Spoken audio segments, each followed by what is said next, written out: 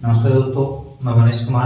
आपका हमारे YouTube channel वार नौकरी 99 में हार्दिक स्वागत है।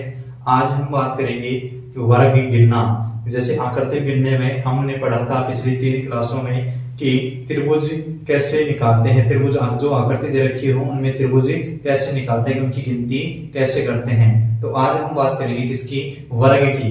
तो वर्ग की बात की जाती है तो पहली चीज होती है वर्ग कहते किसे हैं। वर्ग कहते किसे हैं, तो पहली चीज वर्ग कहेंगे किसे, इसकी परिभाषा सुनिए कि वर्ग की चारों भुजाएं क्या होती हैं, समान होती हैं। वर्ग की चारों भुजाएं क्या होती हैं, समान। और प्रत्येक कोण कितना डिग्री का होता है, 90 डिग्री का। तो इसे क्या कहा जाएगा, वर्ग। वह चतुर्भुज जिसकी चारों भुजाएं समान, वह प्रत्येक कोण कितना डिग्री का, 90 डिग्री का हो, तो उसे क्या कहा जाएगा, वर्ग कहा जाएगा। वर्ग की क्या चारों भुजाएं क्या होंगी, समान। तो सुनिए, जैसे ये आकृति दे रखी है आपको, तो वर्ग की चारों भुजाएं क्या होनी चाहिए, समान होनी चाहिए। चारों भुजाएं समान हैं। तो दी गई आकृति में आपको पूछ लिया जाए कितने वर्ग हैं। इस आकृति में बात की जाए तो कितने वर्ग हैं।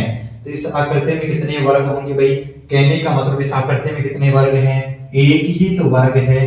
तो इस आकृति में कितने वर्ग हैं, एक है। उसके बाद में जैसे दूसरी आकृति दे रखी है, ऐसी ही आकृति है, इसमें जैसे ये खींच दिया गया, तो दी गई आकृति में कितने वर्ग हैं, दी गई आकृति में कितने वर्ग हैं। अब वर्ग तो पूरा एक ही है, ये वर्ग बन जाएगा ये भाई, ये वर्ग नहीं बनेगा। क्यों नहीं बनेगा, क्योंकि वर्ग की चारों भुजाएं क्या होती है, समान। अब देखो ये बनने से जैसे अलग अलग बन गया, तो यहाँ पर ये भुजा समान है, लेकिन चारों भुजाएं समान नहीं हैं। इसलिए यहाँ पर इस आकृति में कितने त्रिभुज, कितने वर्ग हैं, एक वर्ग है।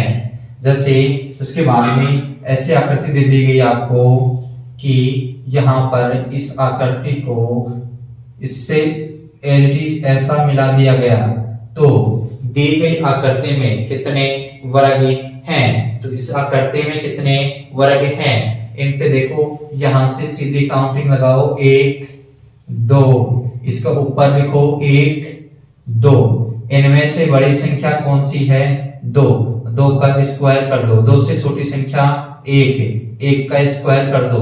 या सीधा सीधा क्या कर सकते हैं भाई, इसमें बड़ी संख्या 2, इसमें बड़ी संख्या 2, 2 को 2 से गुणा कर दो। उसके बाद में 1, तो 1 गुणा 1, तो 2 को 2 से गुणा किया 4, और 1 को 1 से गुणा किया 1, दोनों को जोड़ दिया, कितना हो गया, 4 और 1 5।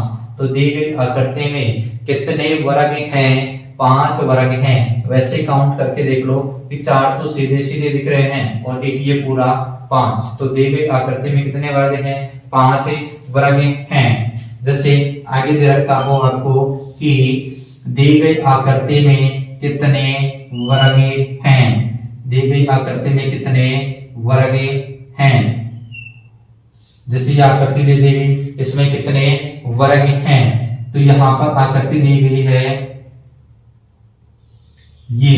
अब इस आकृति की बात की जाए कितने वर्ग हैं, वर्ग की बात कर रहे हैं तो कितने वर्ग होंगे भाई, इन पे लिखिए, देखो सीधी काउंटिंग नंबर 1 2 3, कितना लिख दिया गया, 3। अब ऊपर की साइड में लिखे, रो और कॉलम को अलग अलग संख्याएं देनी है, 1 के बाद में ऊपर 2, 2 के बाद में 3। इसमें बड़ी संख्या कितनी है, 3। इसमें बड़ी संख्या कितनी है, 3। 3 को 3 से गुणा कर दो, 3 3 9। 3 से छोटी संख्या 2, इसमें 3 से छोटी संख्या 2, आपस में गुणा कर दो, 2 और 2 कितना हो गया, 4। फिर इससे 2 से छोटी संख्या 1, और इसमें 2 से छोटी संख्या 1, 1 को 1 से गुणा कर दिया, तो जोड़ दो दोनों को, 9 और 4 कितना हो गया, 13। 13 और 1 14। तो दी गई आकृति में कितने वर्ग हैं, 14 वर्ग हैं। दी गई आकृति में कितने वर्ग हैं, 14 वर्ग हैं। जैसे आगे दे रखा हो कि दी गई आकृति में वर्ग ज्ञात कीजिए। जैसे आकृति दे रखी है आपको कि यहाँ पर कि ऐसी आकृति दे रखी है, और इस आकृति में आपको क्या वर्ग ज्ञात करने के लिए बोल रहा है कि दी गई आकृति में कितने वर्ग हैं। तो इस आकृति की बात की जाए तो कितने वर्ग होंगे। सीधी सी बात, इस आकृति में कितने वर्ग होंगे? यह आकृति दी है आपको कि दी गई आकृति में कितने वर्ग हैं। तो सीधी सी इनकी काउंटिंग नंबर लगाओ, 1 2 3। इसमें ऊपर के लिखो 1 2 3 और 4। अब देखो यहाँ पर दोनों की संख्याएं अलग है, रो और कॉलम की संख्या क्या है, दोनों की अलग अलग है। तो इसमें बड़ी संख्या कितनी है? 4। इसमें बड़ी संख्या कितनी है? 3। 4 को किससे गुणा कर दो? 3 से। 4 को 3 से गुणा किया तो 4 3 12। 4 से छोटी संख्या 3, 3 से छोटी संख्या 2, दोनों को आपस में गुणा कर दो, 3 दूनी 6।